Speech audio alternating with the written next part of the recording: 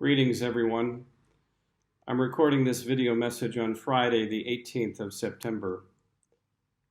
For those of us in Victoria, especially those of us in Melbourne, we continue to live with the severe constraints of Stage 4 lockdown, some of the most difficult restrictions in the world at the moment. Now, I couldn't tell you exactly for how long we've been in Stage 4, partly because I think these restrictions, plus all these months of working from home, have caused me, from time to time, to lose track of time. There are some days when I have to look at a calendar to remember what day of the week it is. Working from home has meant giving up the structure, rhythm, and routine of commuting to and from a workplace. It has also meant losing sight of the times of day when work starts and finishes. The lack of a 9 to 5 time structure means that work often starts earlier in the day and can finish later, and sometimes bleed into the weekend.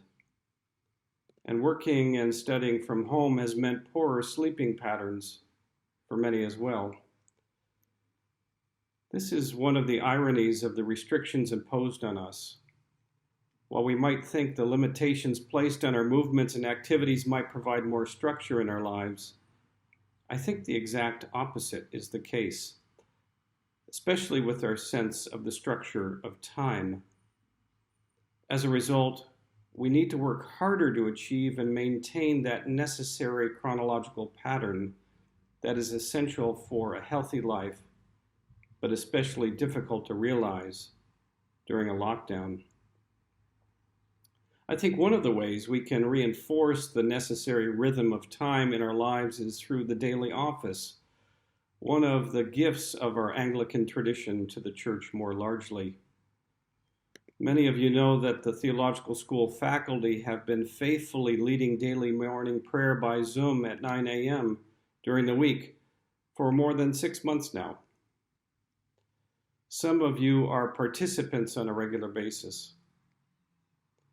Now, morning prayer by Zoom is something that is open to all, so I would encourage you to join us each weekday morning for a brief time of prayer and fellowship, whether or not you are a student at the Theological School. In doing so, I think we can recover a little bit of the daily rhythm and time structure that we have been slowly sacrificing during this pandemic season.